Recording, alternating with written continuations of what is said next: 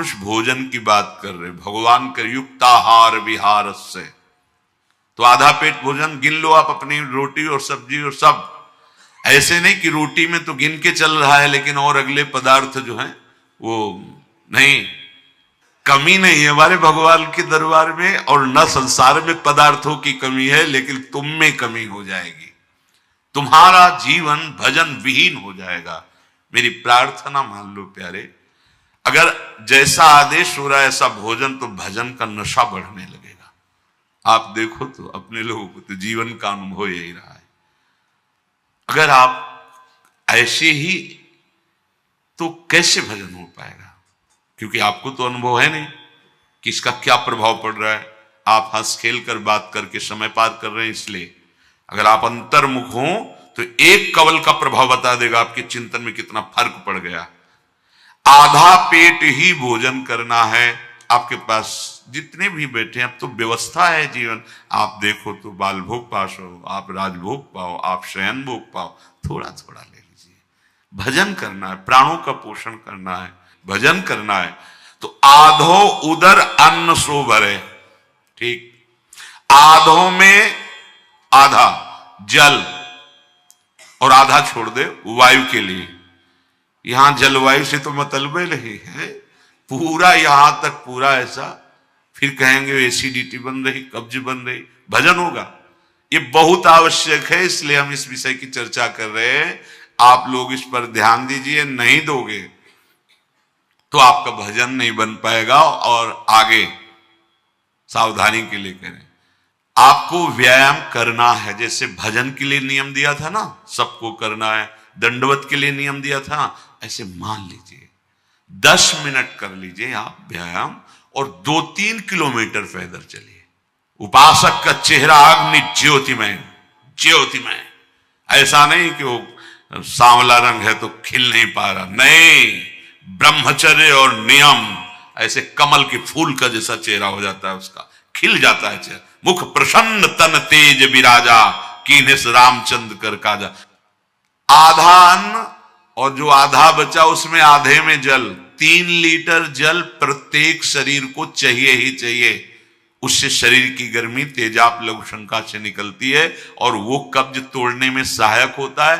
प्रातः पहला जल बिना कुल्ला किए पीना चाहिए, बिना स्नान आदि किए। शौच के पहले जो हमें जाना है तो हम उसे नियम दिए, कम से कम 500 ग्राम, इसके ऊपर आप जितना ले सके जल, वो भी गुनगुना, मतलब थोड़ा अच्छा गर्म होना चाहिए कि आप आराम आराम से पी सकते हो, पर गर्म है।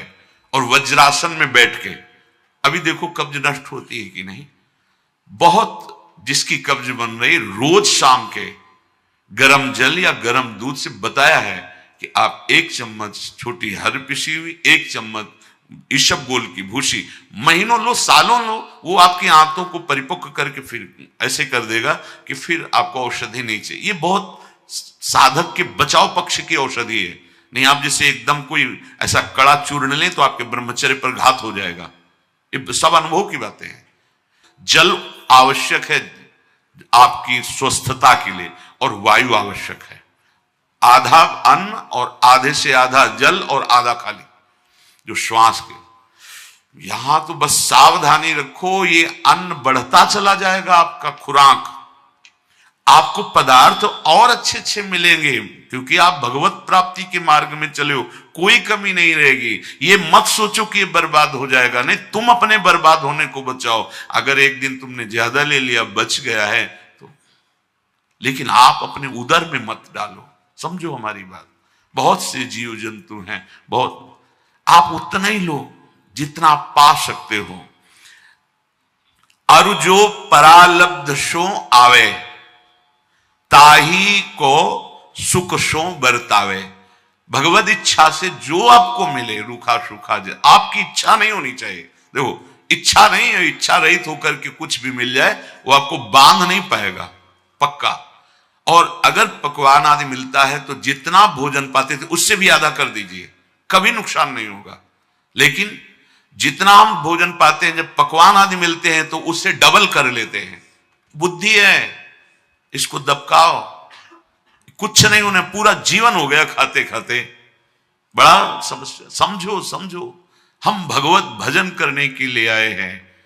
पूज्यपाद सिउड़िया बाबा जी महाराज, जब उनको भगवान नर नारायण ने उपदेश किया भगवान शंकर जी के मंदिर में, उस दिन से वो अध्यात्म स्थिति प्राप्त करने के लिए एक कवल पाते थे। एक कवल सिर्फ 24 घंटे में, ऐसे ऐसे सन वाली रोटी और इतना जो बोला, एक प्राण पोषण के एक कवलन अस्थि मात्र हो रहे से छवि लगी कुटिया में, 18 घंटे पद्मासन में, वर्षों सोए नहीं, लेट करके ऐसे रख लेते ऐसे, और बस उसी में थोड़ी देर ऐसे फिर बैठ गए।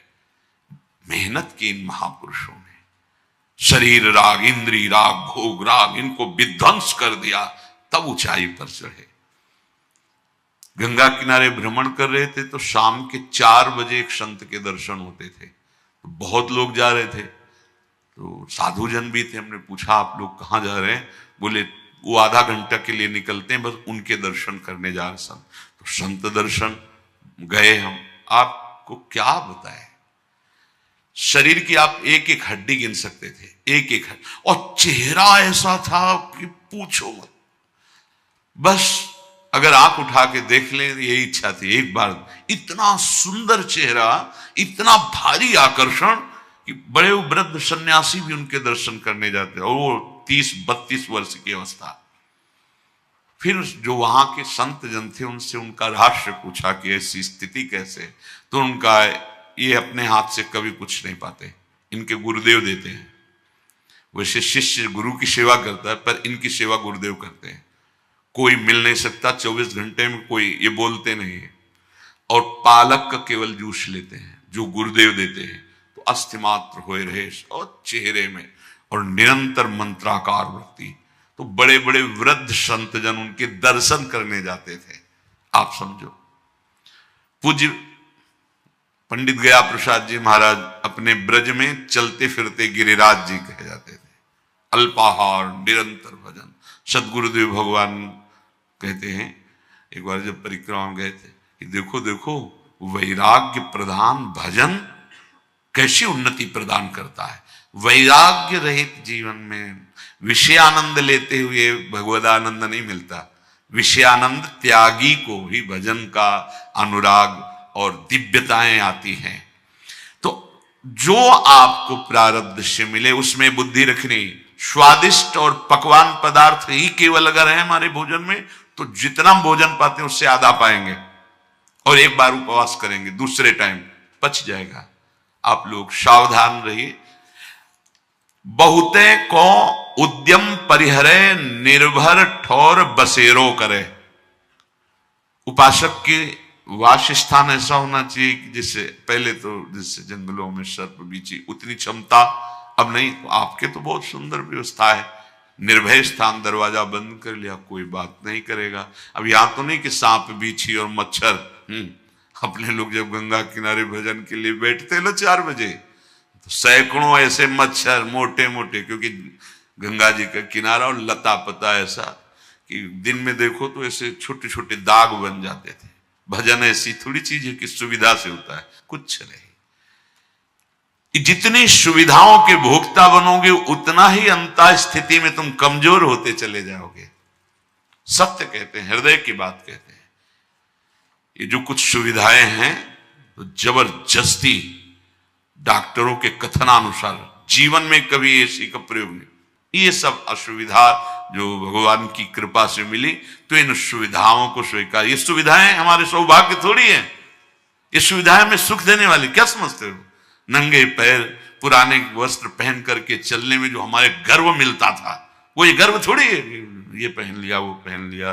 बाबा जी के गर्व का विषय है 60 गांठ कौपीन में इंद्र बापुरो कौन। लंगोटी भी पूरी सही ढंग की नहीं है, उसमें भी छेद लगे हुए, उसमें भी गांठ पड़ी हुई, लेकिन इंद्र बापुरो कौन। उनके अध्यात्म शक्ति के सामने बेचारा इंद्र, बेचारा इंद्र क्या है? इस मार्ग के पथिक हो, जहां रिद्धियां सिद्धियां हाथ जोड़े खड़ी रहती हैं और वो मांग के खाते फुटपाथ में पड़ना स्वीकार करते हैं। कोई भोग भगवान की प्राप्ति को जो बाधित कर दे, ऐसा वो स्वप्न में स्वीकार नहीं करते। आप भी बहादुर हो, संसार के मार्ग का त्याग करके, विषयानंद का त्याग करके भगवदानंद में चले हो तो चलो। इच्छा रहित कुछ भी पाओगे, बंधोगे नहीं। जो प्रारब्ध सो आवे, ताही को सुख सो बरतावे। सुख पूर्वक जितना पचा सकते हो या जो स्वीकार करो, वो केवल होश में, विवेक के द्वारा प्रारब्ध के अनुसार भोगा सकते हैं, लेकिन वो भोगवाने के लिए विवश नहीं करेंगे। विवेक के द्वारा आप उनको भोगो या दूसरों को त्याग करके दे दो। तो आपके सामने प्रारब्ध वशात आया, भगवत इच्छा से आ गया, अब भोगो या ना भोगो ये तुम्हारे ऊपर की। अगर भोगे तो योग से वंचित हो जाओगे, और अगर त्याग कर दिए तो शांति पद में, त्यागात शांति अनंतरम, शांति पद में स्थित हो जाओगे। और निर्भय ठौर बसेरो करे, बढ़िया कृपा हो गई, वास कहां मिला? सबसे निर्भय ठौर वृंदावन है। नागरीदास जी महाराज कह रहे, हमारी सब ही बात सुधारी, कृपा करी श्री कुंज बिहारी न और श्री कुंज बिहारी। क्यों? बोले राख्यो अपने वृंदावन में जीठा रूप उजारी, नित्य के लिए आनंद अखंडित रसिक संग सुखकारी। कलह कलेश न व्यापई था ठौर विश्व ते न्यारी, नागरी दासी जन्म जितायो बलिहारी बलिहारी, हमारी सब ही बात सुधारी। सब बात सुधर गई। अब हम ये जो असावधानियां करते हैं, इससे भजन में रुचि नहीं। हाथ जोड़कर प्रार्थना करते हैं, थोड़ी थोड़ी देर में अपने हृदय के भवन में देखते रहो चल क्या रहा है। नाम चल रहा है, मंत्र चल रहा है, पद चल रहा है, भगवत चिंतन चल रहा है तो ठीक हो। अगर नहीं चल रहा तो क्या चल रहा है? क्योंकि एक सेकंड भी मन बिना कुछ किए नहीं रह सकता। बलात् प्रकृति जबरदस्ती क्रियान्वित रखती है, इसी को रोक लेना तो जीवन मुक्त अवस्था है। अभ्यास योग युक्ति न चेतसा नाम निगामिना, तुम्हारा चित्त ही कहीं ना जाए ऐसा अभ्यास नहीं भाई। ऐसा साधक का जीवन, ऐसा उपासक का जीवन नहीं होता, नहीं होता। चोरी चोरी भजन करने का मन, कोई जान न पाए, सब सो रहे हैं, हम बैठे शांत एकदम। भजन का लोभ नहीं दिखाई देता। अपने लोगों को जब भागवतिक दृष्टि से देखा जाता है तो देखते भजन का लोभ नहीं। आप आए काहे को थे? ये पदार्थ, ये भोग तो आप अच्छी तरह प्रयोग कर सकते थे कमा के, बड़े बड़े धनराशि के परिवार से आए हो, नौकरियों से आए हो, और संसार का सुख त्यागने के लिए ही तो आए हो। पर फिर भूल क्यों कर रहे हो? हमारी यही समझ में नहीं आता। जब कोई घर से भगवत प्राप्ति के लिए निकलता है, उस समय के वैराग्य को कोटिशाह प्रणाम है, क्योंकि इस छाती में देखा। इसके बाद वैराग्य बढ़ना चाहिए या नष्ट हो जाना चाहिए? आप राजी क्यों हैं ऐसे जीवन में जो आपके भजन को अपहरण कर रहा है, जो भजन करने में बाधा पहुंचा रहा है? ऐसे व्यक्ति को, ऐसे वस्तु को, ऐसे स्थान को, ऐसी परिस्थिति को आप क्यों स्वीकार करते हैं? नहीं भाई, ये सुख है तो त्याग में है, वैराग्य में है। भगवदानंद का सुख भोग में नहीं है, राग में नहीं है। इस बात को अच्छे से देखो। समय बर्बाद करते चले जा रहे हो। दिव्यताएं नहीं, जो अध्यात्म की ऊंचाई की दिव्यता है वो आना चाहिए। आपने जीवन समर्पित किया है, आप में रंग आना चाहिए। कैसे आएगा? आप दूसरों के दोष देखते हैं, आप निंदा करते हैं, चिड़चिड़ा स्वभाव है, नाक में गुस्सा रखी हुई है। जो मन आए सो, हमारी जो बुद्धि निश्चय करे सो सत्य। ना गुरु के वचन सत्य, ना शास्त्र के वचन सत्य। तो ये संसारी पुरुष का लक्षण है, ये उपासक का नहीं है। क्रम क्रम करिके यह नाम बढ़ावे, मन कहूं जाई फेरी तहां लावे। धीरे धीरे नाम की संख्या बढ़ाते चले जाओ। पूरा हृदय हमें खाली करना है, पूरे हृदय में हमें भजन भरना है। भजन नसेनी प्रेम की ऊंचाई पर चढ़ने के लिए भजन, और भजन न होई संग बिनु, भजन बिना नहीं प्रेम। छिनहु भजन न छाड़िए, धरिए यह ध्रुव नेम। मिल गया है, संग भी मिल गया है, साधु समागम, रोज सत्संग मिल रहा है, रोज भगवत सेवा, रोज वाणी गायन।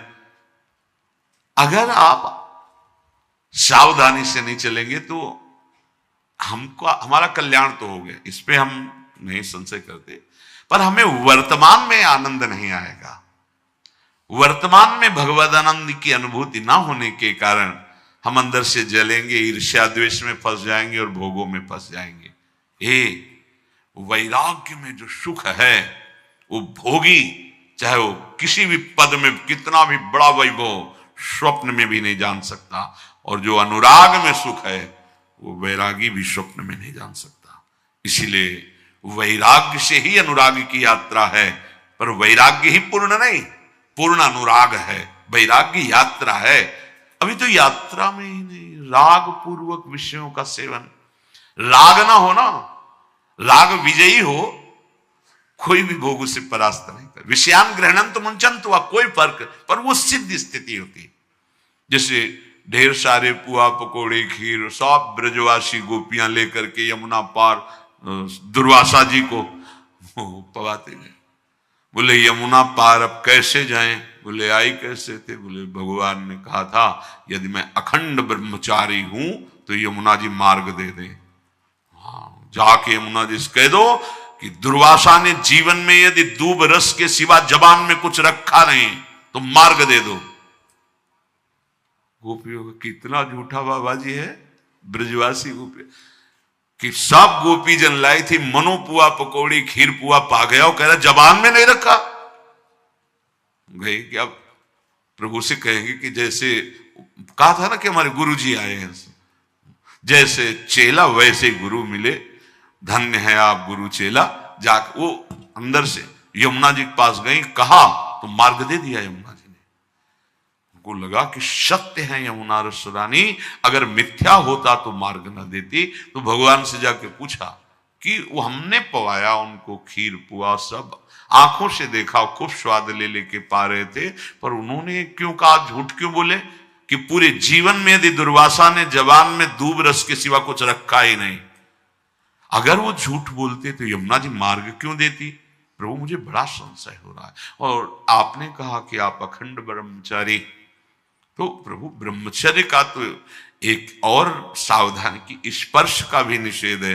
आप तो ऐसे, तो हमें आप गुरु चेला के दोनों के इन बात पर संशय, वो हमारे निवृत्ति के लिए गोपीजन तो परमहंस हैं, श्रुतियां हैं, वेद की ऋचाएं हैं।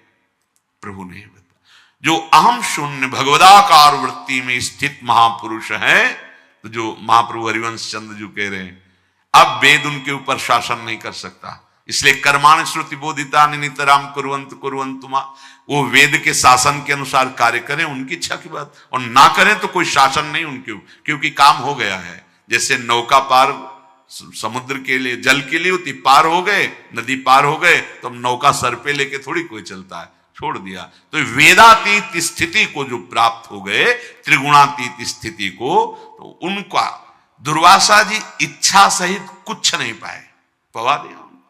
तो कह रहे हैं कि इच्छा का त्याग करते हुए भगवत प्रसाद रूप तो आपके भजन बढ़ेंगे। अब नाम जप की, जितना हम नाम जप बढ़ाते जाएंगे उतना हमारा हृदय निर्विकार होता जाएगा, नाम भरता जाएगा, विकार ऊपर निकलते चले जाएंगे। तो कह रहे क्रम क्रम करके, पर हम जीते जी जीवन मुक्त हो जाएं, सब भय निकल जाए, कोई आकर्षण नहीं, कोई हमारे हृदय में दुख नहीं, कोई शोक नहीं, हम परमानंद में स्थित हो जाएं, इसलिए साधना की जा रही। तो इसके लिए आप प्रमाद स्थिति का त्याग करें, क्रम क्रम करके नाम बढ़ावें।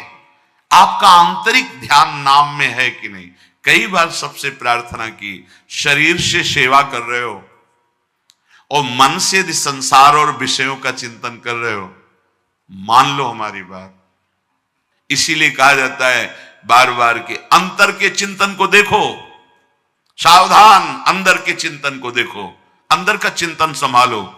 परमार्थ में बाह्य क्रियाओं का विशेष महत्व तो नहीं है, जो क्रियाएं हैं शास्त्र संयमित होकर कर लो, उनका फल होगा असाधनों का त्याग, लेकिन भगवत प्राप्ति होती केवल केवल केवल चिंतन से।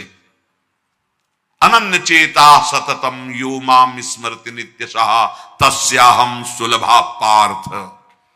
अभ्यास योग युक्तेन चेतसा नान्यगामिना, जिसका चित्त कहीं जाए ही ना प्रभु के सिवा।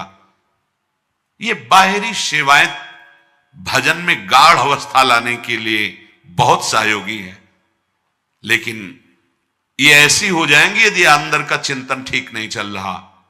जैसे शून्य शून्य शून्य शून्य शून्य, अब 1 0 10 0 100 0 1000 0 10,000, हर शून्य उसका 10 गुना लाभ देता चला जा रहा है। यदि आपके हृदय में नाम चल रहा है, चिंतन चल रहा है, तो सांसारिक क्रिया भी, हल जोतना भी भजन हो जाएगा, और वो भगवत प्राप्ति के लिए एक तपस्वी को जो गति वही तुम्हें मिलेगी। तुम व्यापार में बैठे हो, नाम जप कर, वो सेवा हो रही है, और अगर चिंतन ठीक नहीं, उद्देश्य ठीक नहीं, नाम जप नहीं चल रहा, तो ये आंखों देखी बात कहते हैं। भगवान के श्री विग्रह की सेवा करने वाला, क्योंकि उसने एक व्यापार मान रखा है भगवान को, श्रृंगार कर दे, 4 लोग प्रभावित हो गए। ये अच्छे से समझो, इसलिए कह रहा हूं कि सब कुछ भगवान का ही है, माया भी भगवान की ही है, अपने भी भगवान। ममैवांशो तो मम माया, तुम क्या समझते हो? तुम्हारा पक्ष भगवान की तुम हो तो वो किसकी है? अगर उद्देश्य ठीक नहीं किया, भजन नहीं करोगे, तो वह भगवान की ही है। वो तुम्हारे मन और इंद्रियों को खींचकर अपने अधीन की कर लेगी, गिरा देगी आपको। तो कह रहे क्रम क्रम करके नाम बढ़ावे। देखो बढ़ा रहे हो नाम, हे रोना आएगा चिल्ला चिल्ला के, सामने राधा लिखा है नाम और चल रहा है, तो उसी राधा में भोरी सखी झलकने लगती है। जो सुख मिलेगा, सच्ची कह रहे, एक से एक सिद्ध महापुरुष जो आप शास्त्रों में पढ़ते हो, आपसे मिलने के लिए आएंगे। जैसे मां अपने बच्चे से मिलने के, तप बल से नहीं, प्रगट में भी, स्वप्न में भी, और न स्वप्न है न जागृत है, ऐसी स्थिति में मिलने के लिए। दिन में देखा, वो बताने की सब बातें, पर हम इसलिए कि आप उस महत्व को समझिए। सेनपुर में टूटा हुआ एक बारंडा, उसी में मध्याह्न में, गंगा किनारे का जीवन, वहां 24 घंटे में 2 रोटी और इतनी अरहर की दाल मिलती, क्योंकि था ही नहीं, तो कोई जैसे व्यवस्था कर दे तो बस। वहां किसी का आना जाना नहीं था, कोई घाट तो था नहीं कि कोई स्नान करने भगत आए, तो ऐसा बड़ा महिमा में तपस्वी स्थान स्वामी श्री मग्नानंद सरस्वती जी का, जिनकी कल चर्चा की थी। हाँ, लेटे थे और चिंतन करते, ना तो नींद और ना एक ऐसी स्थिति आएगी जैसे हम जड़ता को प्राप्त हो गया, शरीर एकदम जड़, आंखें खुली हैं तो पलक झपकने की, और ऐसी सुगंध की, वो यहाँ के इत्र में नहीं, किसी भी इत्र में। दिमाग केवल काम कर रहा है, शरीर जड़ता को प्राप्त हो गया। ऊंचाई पे बारंडा था और नीचे भागीरथी बह रही थी। ऐसे तो दृष्टि ऐसे देखो तो गंगा जी दिखाई, देखा गंगा के बीच से श्वेत बाल, श्वेत जटाएं, श्वेत वस्त्र, आराम आराम से आ रहे, एकदम नजदीक। जैसे जैसे आ रहे तो दिमाग काम कर रहा है, ये सुगंध तो इन्हीं के अंग से आ रही, ऐसे कैसे बता, नजदीक आए और ऐसे सर गोद में रखा और ऐसे ऐसे दुलार कर रहे और एक मंत्र बोल रहे थे। वो कितने ऐसे भाई जी के पास देवर्षि नारद, अंगिरा जी ऐसे चल के आए जैसे आप हम मिल रहे, ऐसे मिले। पहले से व्यवस्था थी, आज नारद जी अंगिरा जी आएंगे, निज जनों इत्र जल का छिड़काव और पूरी आए समय से नारद जी अंगिरा जी भाई जी को ही केवल दिखाई दे रहे। भाई जी बैठकर वार्ता की उनसे। इस सब बड़े बड़े महापुरुष जितने हैं, सब आपकी जितनी बाधाएं एकमात्र दर्शन से नष्ट हो जाएंगी। बड़ी बड़ी तपस्या से जो काम नहीं बनता है, इनके दर्शन और संभाषण से काम बन जाता है। इसलिए नाम बढ़ाइए, नाम क्रम क्रम करके नाम बढ़ावे। धीरे धीरे कदम आपके जुड़ते चले जाएं भजन में, यहां कोई चिंता ही नहीं दिखाई देती। अरे बेपरवाह हम हैं, लेकिन भजन से बेपरवाह नहीं। तद स्मरणेन परम व्याकुलते थी, भजन के लिए व्याकुलता होनी चाहिए। मन कहूं जाए फेर तह लावे, अगर मन कहीं जा रहा है तो उसको लौटा के फिर नाम में लाओ। ऐसे करत मगन रहे सोई, बहुरो नाम सहज ही होई। समझो, खान पान ठीक, साधु संग हो रहा है, धीरे धीरे नाम को बढ़ाते चले जा रहे हैं, मन विषयों में जा रहा, लौटा कर फिर नाम में ला रहे हैं। ऐसे जीव ही भजन प्रारंभ होगा तो एक मग्नानंद अवस्था आती है, एक अंदर से आनंद की स्थिति, शोक चिंता का नाश होने लगता है। अब अभ्यास करते करते बहुरो नाम सहज ही होई, ऐसे करत मगन रहे सोई। अब तो सहज में नाम चलने लगा। एक चलना होता है, पहले करना होता है, फिर सुनते रहोगे, चल रहा मंत्र नाम, आंख खुली है, व्यवहार में है, चलत फिरत उठत बैठत, खात पियत सोवत जागत, वो वही वही। प्रभु से भी ज्यादा महत्व नाम में रखना है। हमें नाम चल रहा है तो भगवत प्राप्ति की अब चिंता नहीं, हमें चिंता इसी बात की है कि नाम हमारा रुके ना, नाम छूटे ना। मान लो ये बहुत बड़े बड़े महापुरुषों की बात कह रहे हैं, हमें भगवत प्राप्ति भगवत दर्शन में उतना महत्व नहीं रखना जितना नाम में महत्व रखना है। अगर नाम छूटा तो हमें ऐसे भगवान के दर्शन नहीं चाहिए। भजन को पकड़ो, भगवान कभी अलग ही नहीं होंगे। हृदय में, मन में, बुद्धि में, चित्त में, अहम में, नेत्रों में, कण कण में तुम्हें दिखाई देने लगेंगे। अभी तो दर्शन नहीं हुए तो भजन में अरुचि होने लगेगी। ऐसा नहीं होना चाहिए। भजन में रुचि बढ़े और तड़प बढ़े प्रभु के मिलन की तो धन्य है। और ये बात देखिए कि अभी तक भजन ये तो बेकार ही गया, भगवान नहीं, एक नाम भी कभी व्यर्थ नहीं जाएगा। एक नाम भी भारी विपत्ति में तुम्हें सहयोग करेगा। एक नाम अगर लिया है, बहुत सावधान, ये बहुत महिमा की बात है। चितवत चलत न चितते टरे, श्रुत तीय धन की सुधि विस्मरे। उपासक या गृहस्थ सबको भगवत प्राप्ति का सौभाग्य है। पुरुष नपुंसक नारी वा कोई भी, बोले देख रहे हो, चल रहे हो, कोई चेष्टा कर रहे हो, पर ये देखो अंदर से नाम चल रहा है कि नहीं। इस बात पे बहुत कमजोर है हृदय। देख लो देख लो, हम इसी बात से चिंतित रहते हैं। जो उपासक अंतर्मुखता में प्रमाद कर रहे हैं, हम माना बाहर शासन है, बाहर आपकी आठों पहर की ऐसी दिनचर्या है कि आप कुछ गलत सोच भी नहीं सकते, गलत करने की तो बात जाने दो। लेकिन इतना ही नहीं है, आगे बढ़ो, अंतर्दृष्टि रखते हुए बाह्य सेवा करो। कह दो अगर अंतर्दृष्टि रखते हैं तो सेवा नहीं हो पाए, ऐसा नहीं है। स्वयं हित सजनी जो महाप्रभु हरिवंश चंद्र जी के रूप में प्रकट है, राधा वल्लभ लाल की आठों पैर की सेवा होती है।